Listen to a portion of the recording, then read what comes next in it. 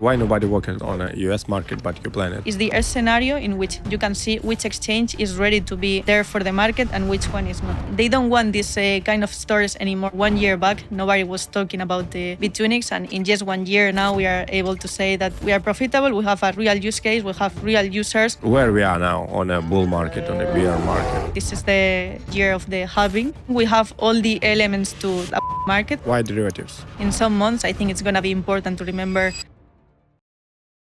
My first question to you, can you describe what is the most important thing we need to remember or we need to know about the Bitunix? Well, first of all, thank you for having me, and it's a pleasure to be here, especially representing Bitunix. If I have to say the most important thing to remember about Bitunix, I think probably this is a question to be made in 1 year from now. But if I have to answer right now, is to know that Bitunix is the fastest growing derivatives exchange right now. Bitunix in the last months has been partnering with the biggest KOLs in the industry, how mass exodus from popular traders coming to the exchange, big companies partnering with us. And if we see 1 year back, nobody was talking about the Bitunix, and in just 1 year now, we are able to say that we have more than 1 million users. We have more than 1 billion daily trading volume in the exchange.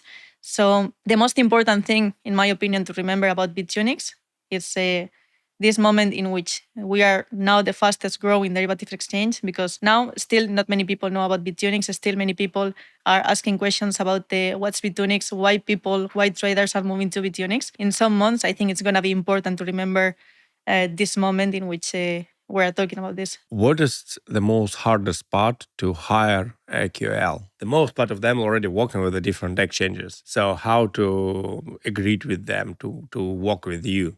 What is the crucial thing for the industry leaders? At this point, I don't think it's a big deal. Some months ago, I will tell you that probably it's a little bit difficult, especially because one of the things that Bitunix has been doing in this last year has been focusing in product at service, but we didn't focus ourselves in growth. So we didn't do like a lot of marketing, a lot of branding. So at some point, it was a little bit difficult to tell a KOL, hey, we are the best product in the market for derivatives, product for trading. Now it's much easier, because now they see that other big names are working with us.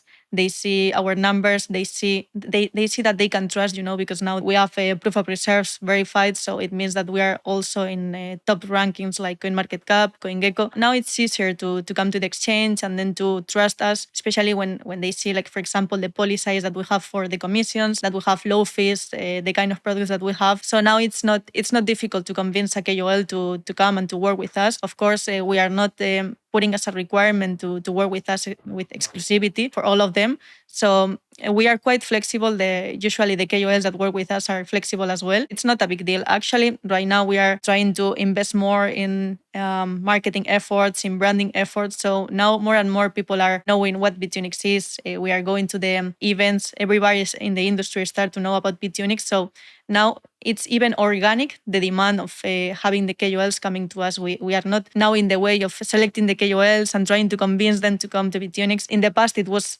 kind of like this because nobody knew about Bitunix, but now it's much more organic and now it's much more easier because just when they pay attention to the numbers, when they pay attention to the people who is working with us, to the new product launches that we are having, to the new security measures that are back in the exchange, like let's say the proof of reserve, like the audits that we are getting in the exchange, the regulatory compliance. So thanks to all these factors together, now it's so easy to a new KOL, even if they are big or small, to trust in Bitunix. Can you share some of the key numbers or the metrics that you rely on? The top numbers that they love to hear is that now in just 1 year, that's why I'm saying that now we are the fastest growing derivatives exchange. In just 1 year, we have more than 1 million active users and more than 1 billion trading volume. This has been achieved in 1 year, but not only that, this is a record that we are breaking 12 years in a row since 12 months in a row since 1 year back. So every month we're advancing in the exchange. We are breaking a new record of trading volume and million users. And we have to think that we started the company in a bear market. And now if the bull market is coming, we can say that those numbers are just the beginning. So this is the key points and the key numbers that the KOLs, they like to hear. 1 billion trading volume per day. This is a lot or not compared to the industry benchmarks? We are comparing ourselves to centralized exchange that is made for everybody. Of course, we cannot compare at that level because at the end of the day, we are a product made for futures trading. We are a derivatives exchange. But considering our track record, considering that we were born just a couple of years ago and our activity and our growth has been in just 1 year, yeah, of course, it's a lot. And especially coming from a bear market. What is your goal in the number of daily trading volume? I don't want to see that we have a roof in terms of trading volume. As I said, now I think it's a very good beginning to be in this point. Not many people heard about Bitunix before. Now we are starting to do it in this way. So if we were able to reach this point without having a lot of people in the industry knowing Bitunix, so we are just like kind of, let's imagine how much we can reach. So we don't have a number that we want to reach. We are just trying our maximum, and our goal is, we were thinking before in maybe 3 years, but now if we pay attention to the point in which we are, I think in just 1 year we can be among the top 5 in the market in terms of derivatives exchange. Why you decided to focus on the derivative markets, not on the others one? Why derivatives? We think about the exchanges. There are like many areas in which you can focus. You can go to a decentralized exchange. You can be like an ecosystem, like now it's a KuCoin, like Binance. But I think there is a market which is like for everyone, which is the derivatives. Why for everyone? Because I believe that the derivatives exchange is never full. Like there is always a space for someone else in the market. You can go to many different countries, to many different regions. There are always the derivatives exchanges that are successful. So we always believe that there is a path to follow for many other companies, not only the top ones. We always believe that we don't need to make something very different in order to be in the map, because this is something that usually when people ask me about Bitunix, they used to ask, like, for example, what's the difference of Bitunix between among the other exchanges? They just want to hear like a very beautiful story behind or very innovative thing about Bitunix. But in our opinion, this is not the focus. You know, we are very used to see other exchanges focusing on growing a lot, and crypto companies used to tell very beautiful stories about what they will do in the future, about they have some disruptive solution, but this is not our way. We are just trying to have the best product and the best service in order to feed the traders' needs. So this is the only thing we are doing in order to reach these goals. How it helps you, or maybe it's not help you to grow? Because I like your idea from the entrepreneur side. I mean that, okay, we just try to build the best product and the best service in the market, but for a lot of people it's not enough. They want to hear not different stories, but some of the key differentiators or something like this. So what is Bitunix? Fastest growing derivatives exchange right now in the market. It's a very interesting point, and this is something that we are paying a lot of attention in the last months, especially when we go to the events like Token 2049, Blockchain Live in the last weeks. 4 years ago, in the last bull run, it was so easy to see both in the retailers and also the big investors that they were just paying attention, as I said, to the projects and exchanges that they have a nice story behind, because they were like, okay, in the long term, if I hold this token, the value is going to be so great, because in 4 years they have a very nice roadmap in which they feel this goal, and this goal. But now what we think, especially from the VC side, more than the retail side, is that they don't want these kind of stories anymore. I think there are 3 factors that now they are looking for, which is, first of all, cash flow. It doesn't matter if it's a company that looks amazing or with a beautiful story. The second one is a use case, like a real use case, something you can implement, not something that you can say in 10 years we will be able to do this thing, because maybe it doesn't happen, or the market is not ready to implement this kind of solution. And the third one is the consensus, the community, maybe we can say. My point of view is that in the last 4 years, everybody were paying attention only to the third point. It's like, okay, if everybody are accepting that this nice story will succeed, it means that we can invest. Why? Because everybody is saying it will succeed, but we are not paying attention to the use case, if it's real or not, if the market is ready for that, or if the company is profitable. At the end of the day, as an investors, especially the venture capitals, they want to get a profit, they want to get a return. So this is what I think that now people want, and this is also one of the key points we keep at Bitunix. We know that the VCs who are asking to invest in Bitunix and everybody who are interested in partnering with Bitunix is not because we look sexy, because we have the nicest product in the market. It's just because we are profitable, we have a real use case, we have real users making real money in the platform,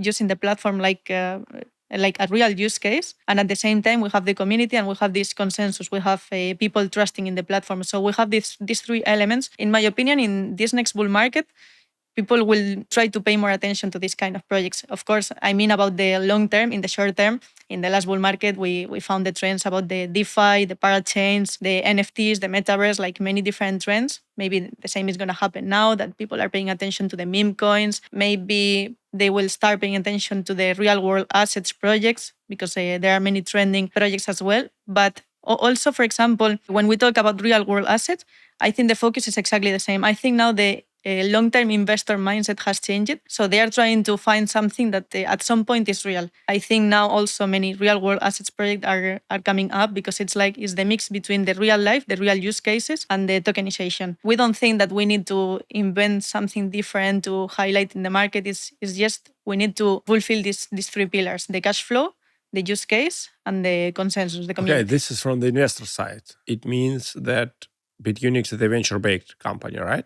You have investors on board in a Bitunix. No, Bitunix is it's profitable. I mean, all the Wow, so it's become profitable in less than a year. That's what I was mentioning. That the people are surprised when they don't hear a beautiful story behind the company, and then they discover that the company is profitable. In my opinion, it's one of the few companies I saw in the industry that What are helps profitable. you to grow from 0 to 1 million users? This is 1 million active traders. Yeah. In total for the whole period or for the months? 1 million users that we have right now. I mean, of course, the million users are not all of them active, but all of them came especially from different KOLs, from different communities. Okay. So they used to be active traders. Of course, it depends also to them. We have different profiles of traders. There are traders that they used to trade and then they lose their money and they don't come anymore.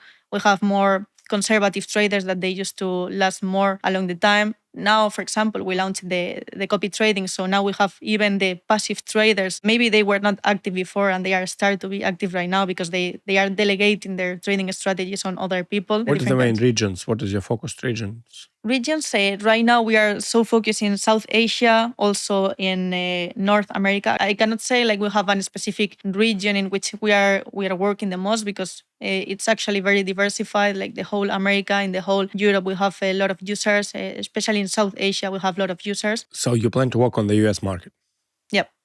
Interesting. Because you're the part of the exchange, it looks like you see some of the trends. I mean, the people start to trade more and more or money, I don't know, moving from Bitcoin to the all the other coins, etc. What do you see in the market in the big picture? After the Trump's election, after the Federal Reserve decrease interest rate by 0.25% yesterday, what do you expect in the next quarter maybe?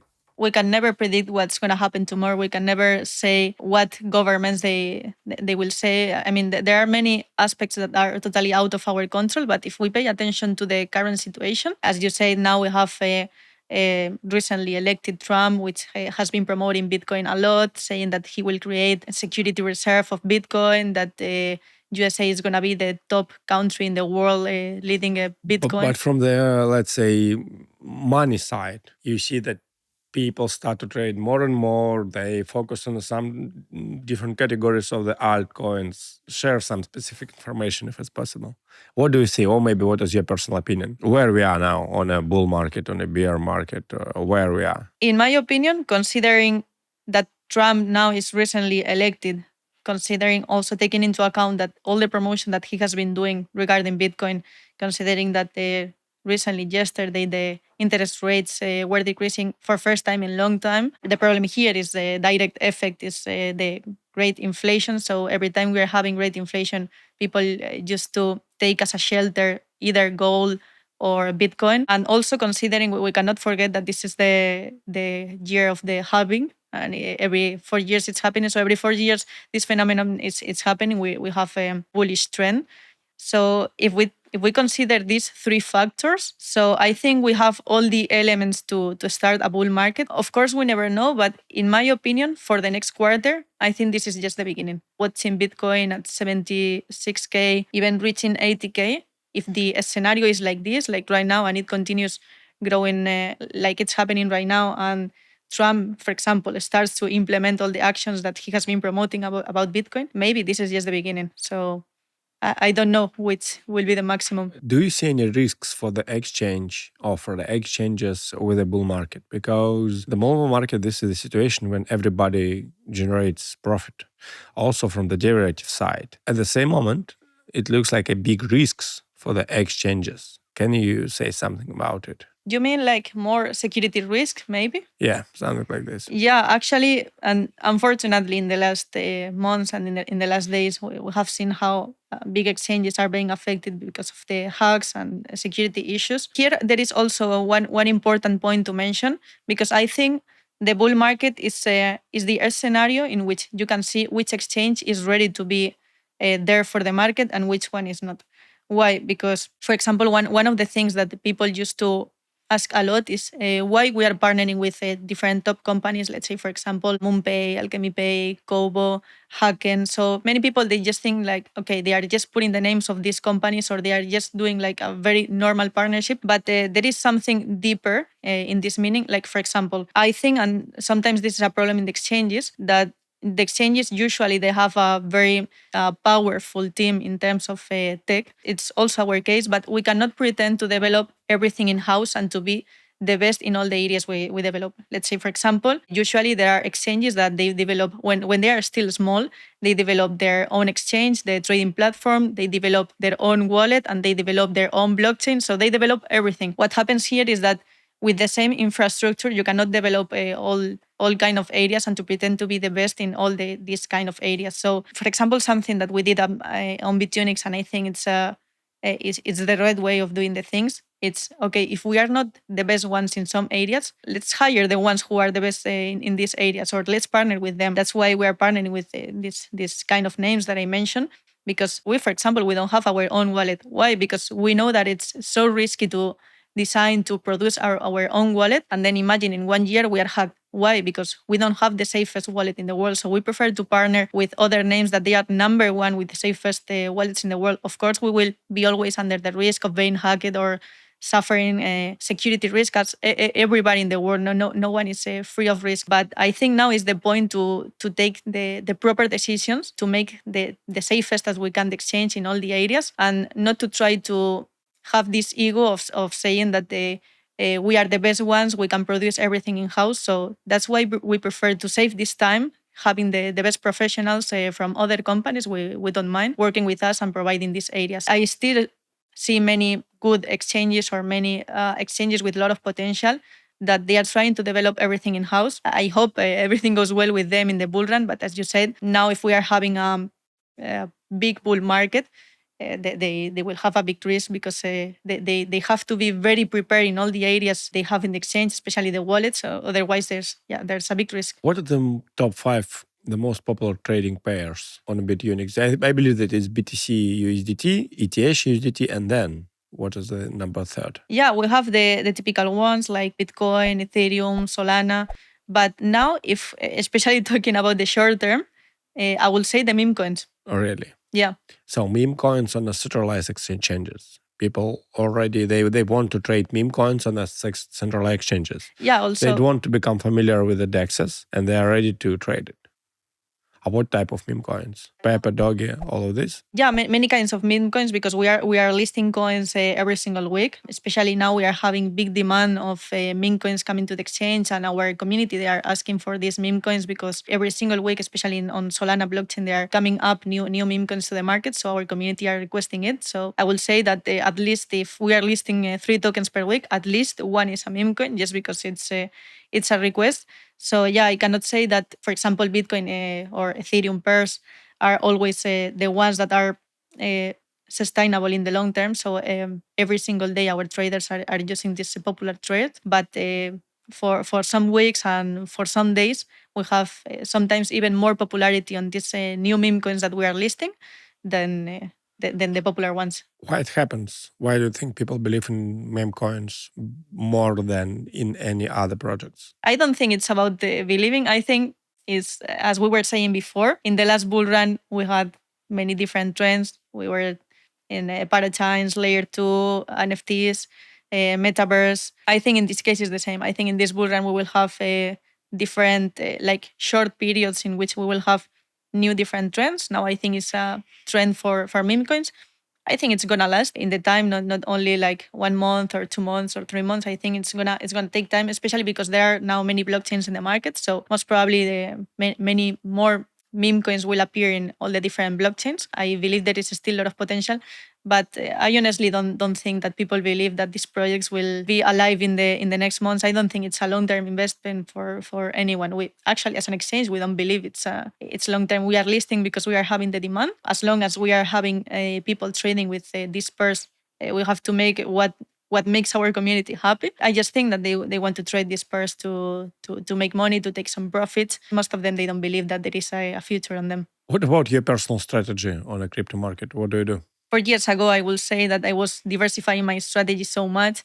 I was investing in different trends. I was buying NFTs. I was putting some money in liquidity pools in DeFi. I was holding coins like Bitcoin or Ethereum. Now I think I'm a little bit more conservative, especially because for 3-4 years of bear market, I think it makes you more conservative. And also because I realized in the past 4 years, during the bull run, yeah, there are some coins that it gives you a 500%, 600%, which is crazy. But usually it doesn't happen, especially when you are all the time paying attention to what's happening in your wallet and you are trading and you start to do stupid things. So I realized that the point in which I make more money is when I don't touch anything. So for this bull market, this is actually what I did. During the bear market, I started to buy some altcoins that I trust on. Some of the ones like also, of course, Bitcoin and Ethereum, and some of the ones that I don't believe I will sell in very long time. But I try to not trade too much. I try to not pay so much attention to the trends. I mean, I have to do it because if it's my work, but not as a personal practice. So yeah, I think now I'm a very conservative profile. I just keep my old coins. I try to feed my old coins percentage in my wallet, but I try not to to put my finance in risk so much. What makes you special as a marketing specialist in Bitunix? What is your superpower? When I believe in something, it doesn't matter if it's a short-term goal or a long-term goal. I'm the kind of person who doesn't You're a finish. believer. Hmm. Some type of believer. The guys from the meme coin industry, they implemented this idea that it was holders, it was traders, and now it's the time of the believers. Yeah, so maybe I'm this kind of person. I don't know. And what was the hardest task that you solve during your The hardest task, yes. but Maybe the one that required some of your smartest ideas and skills. the hardest part, I will say, it's overall this market because, this is also the most beautiful thing of this market, which is that nothing is invented. I mean, there is not a track record of marketing meme coins in the past, let's say, for example, or marketing some kind of products that didn't exist in the past. So this is why this industry, also my role and other roles in this kind of companies, is always challenging because you don't have data to that you can use to work. We just have to taste new things to prove if these things are working on or not, to optimize it, to start new strategies, new ideas all the time. So this is the most challenging part, but at the same time is the thing that I like the most. So I think all the people in the different exchanges who have this ability to work under pressure all the time with the uncertainty all the time, the people in this industry are special. So I don't think I have like anything special over the other people in this industry. I think all the people working in this industry who are pursuing goals without knowing what's going to happen, without knowing if what they will implement is going to work. I think this is the main point to work in this industry, and I think this is what makes us special. How many influencers do you have right now? To be honest, I don't know because we have some big No, let's say influencers. hundreds or thousands. Yeah, no, hundreds. I think hundreds. Maybe if we consider very small ones, we can say thousands. But we have some hundreds that are the top ones. Under these top ones, we also have like different partnerships with the smaller ones, and also we have kind of ambassadors as well. So yeah, it's different kinds of agreements. I will say hundreds. Who is your number one? To be honest, I don't think we have a number one because we have some certain regions in which we have like 1-2 people dominating these markets. And it depends also on the kinds of market. We have some of them that are global, some of them that they are just in one market. What is your most profitable market right now? Or the market where you have the most amount of the users? Probably the most profitable one, I would say North America or South Asia. North probably. America, wow. South Asia, maybe. Yeah. South Asia, what does it mean? South Asia, like Indonesia, for example. Yeah, we have other different regions. How KOLs promote your exchange? I mean, what words do they use? We have many different kinds of KOLs. We have the KOLs that they use YouTube. We have the KOLs that they are just on Twitter. The ones that are on Telegram sharing signals. There are many, many different kinds. Even we have KOLs that they still don't have a business model. We found many times KOLs that they say, I have a big community. They are talking about trading. I'm talking about trading, but I don't know how to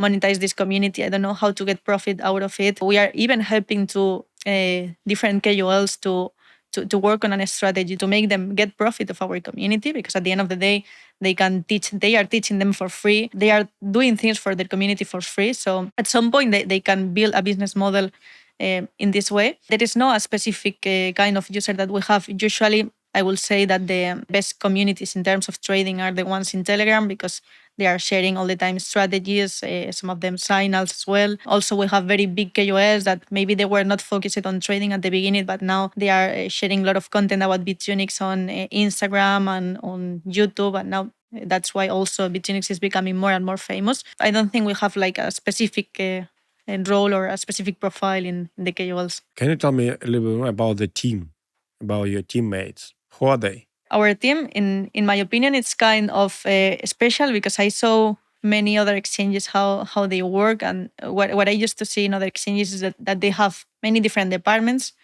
with a lot of people working on them. Not all of the exchanges, but most of them. What I see in our exchange, and this is what I like the most, is that our team, it's not so big. It's becoming bigger and bigger because of the growth, but it's not so big, but it's made by very special people.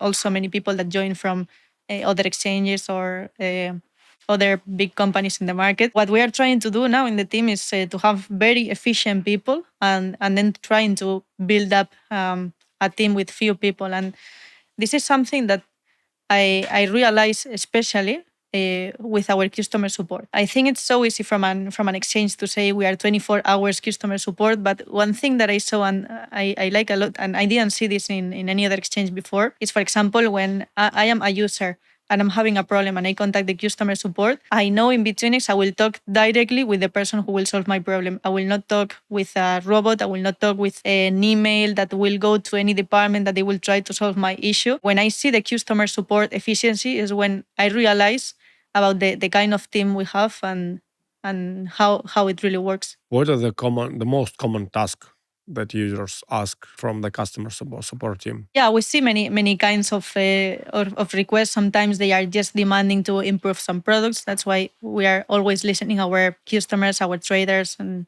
that's why we launch new features. Sometimes it's because they do some very stupid mistakes that it can happen to any retail investor. Like you made a mistake selecting Network. the network, or you are asking the exchange why they are charging gas fees, which is not the fault of the exchange, which is because of the blockchain. So we see any kind of request with our customer service. Most of the time we will say that it's technical, because we are developing new features. So sometimes they don't understand how to do different actions or how to implement different things that we are using. Yeah, most of the time I will say is that they are not aware that we have the solution for what they are looking for, because we are launching more and more features right now. What about the users? Do they usually trade from the laptop or from the mobile app?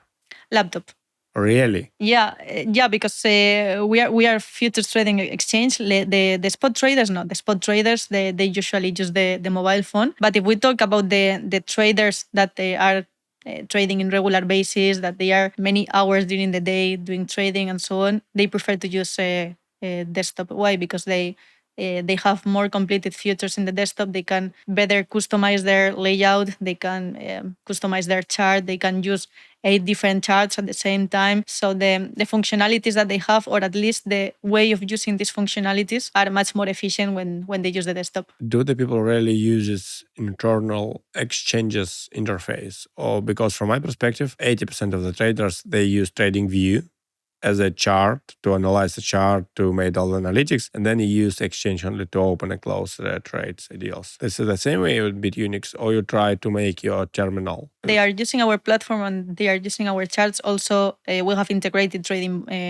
view. As far as I know from our communities and our and our KOLs, they use our own chart and our own platform. This is actually one of the reasons the KOLs, they are always telling us, because also many people, they ask like, why these big KOLs are going with you? The same question you made before. This is one of the reasons, of course. The first one is because of our liquidity, so they don't have so much risk on the changes of the price. They can operate so fast. They don't have barriers to open an account in Bitunix. But also, one of the, I will say, top 3 reasons they come to the exchange is because they can do almost everything on the chart. All the either advanced or basic functionalities, they can do it directly on the chart. They have the most advanced trading futures. If I met you in a bar and ask you, what do you do for a living? What will you answer? Here, I think the cool answer is crypto, because it's a very open answer, and many people, when they ask you like, where do you work or what do you do for a living? Okay. You say, I work in crypto. And they are like, wow. And usually people, they don't know about crypto, so they don't continue asking questions. Really? Yeah, even my mom, she doesn't know what, what they do for a living. What makes you happy? Well, I will say what makes me happy is to see that everybody in the world, especially people from different governments, as now we see Donald Trump, and we see in Dubai, in UAE, we see how even there are different institutions that are supporting not just crypto, the overall Web3 industry. So what makes me happy every day is to think that I'm doing something that makes sense, because many people, especially people out of this industry, they used to ask me like, do you think it makes sense to invest your time, to invest your work in something that maybe in some years it's gonna die, that maybe it doesn't have any future or something? What makes me happy and what confirms that it really makes sense what I'm doing is that I see that institutions, governments from powerful countries are trusting this kind of companies, are trusting this kind of talent, and they also have a vision on this industry. What is your big vision for the industry? But before you answer, I want to add that for me, usually 9 of 10 of my ideas failed and do not exist more than half of a year. So But if all these people will ask me, are you afraid or not? I will answer that not. But only for crypto. It doesn't matter. In general, 9 of 10 of my ideas failed, but one blows super fast. Because for me, this is a number of the attempts. That's all. Because you need to try different products. In headliners, we have a bunch of products that are not successful. Yeah. That we just try it and we close it, try it and close it. But some of the products are booming. I think this is the life of an entrepreneur. Like, you have 10 different ideas and maybe only one of them succeed. I think the important path is to be patient and to continue trying and trying and trying, because most of the times we will fail. What does it mean to be a woman in a crypto industry? How do people treat you? They treat me like normal. I mean, I think there's been a lot of drama with this topic. Of course, I think it's a work like to push everybody to work on this industry. Like, of course, if people they like this sector, right?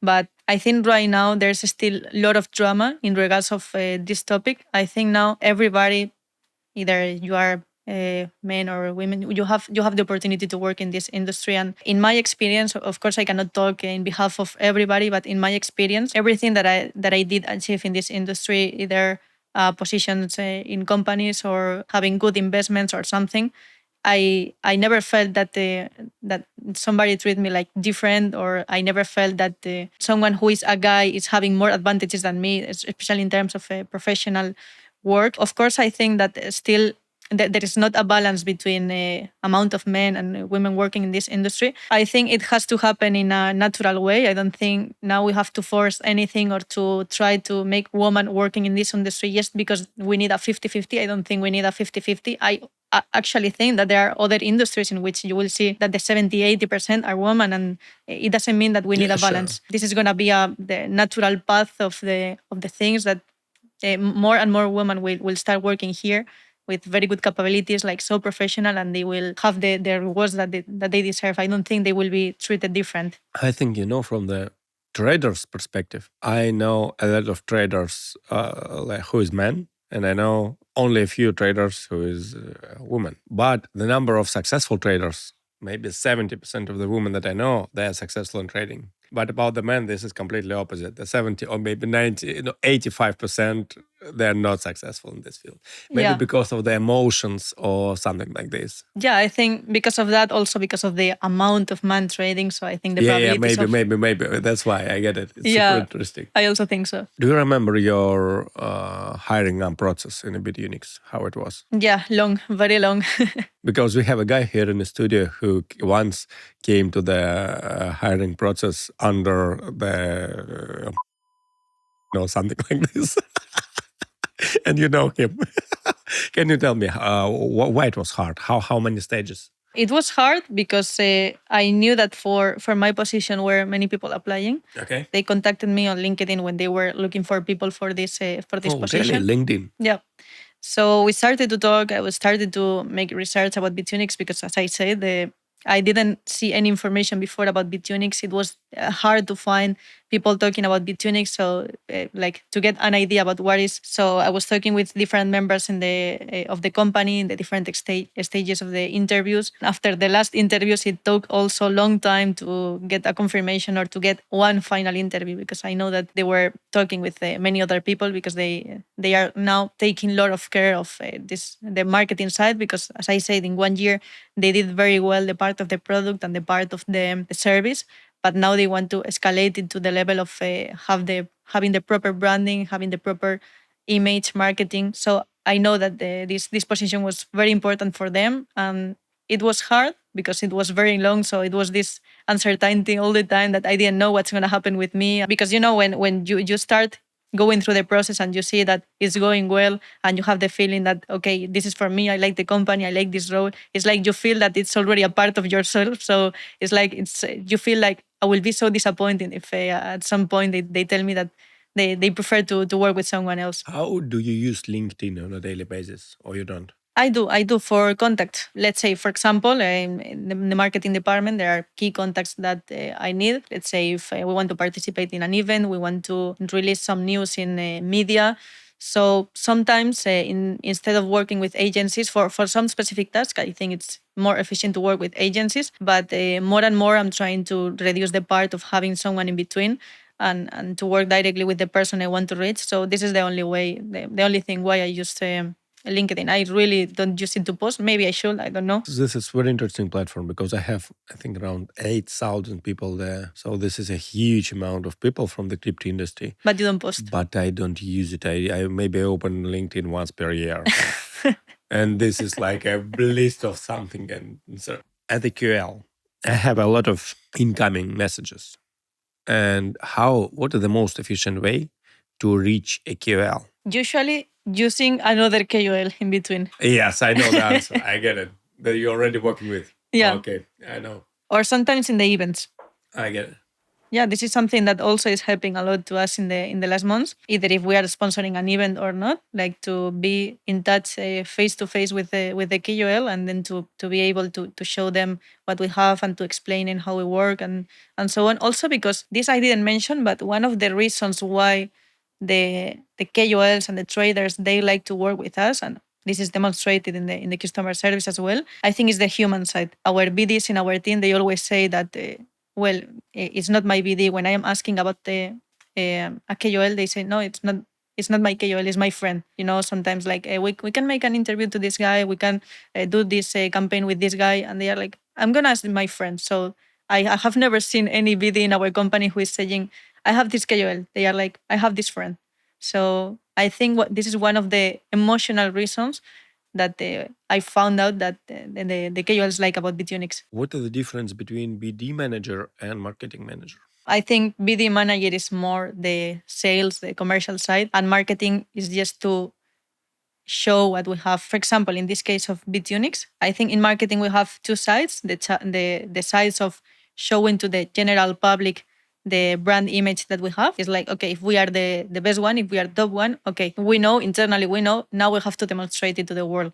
In my opinion, this is the marketing side, the overall one. And then there is another part, which in my opinion is the most interesting, which is marketing as a tool to support the BDs. I think in Bitunix, the marketing team, we are also the tool that supports the BDs part. Why? Because sometimes those KOLs, they have communities. We launch internal products, we launch internal features, we optimize many things that we have in the platform. But they are not really aware of that. Even if we do outside marketing, they are not aware of that. So sometimes we are just working in making sure that the KOLs can spread all the information about how good we are. If we are launching a new product, we will make sure from the marketing side that we are having a lot of material to support these users, to teach them how to use it. If we are now having new security measures to protect our users, we want them to know. So if our VDs are all the time sending this information produced from marketing side, and they are making the KOLs like being aware of what we are really doing, it makes their people to trust the Bitunix all the time. This is the big difference. I will say that we work very closely. They are the point of communication with the KOLs. We are just the support to the BDs to improve their trading volume at the end of the day. And if it will be only the one thing that I will need to remember about the Bitunix, what it will be? Is that Bitunix in a lower time frame that you think it's going to be one of the top 5 derivatives exchanges in the world. I like your goals. Guys, we're done for today. Thanks for watching.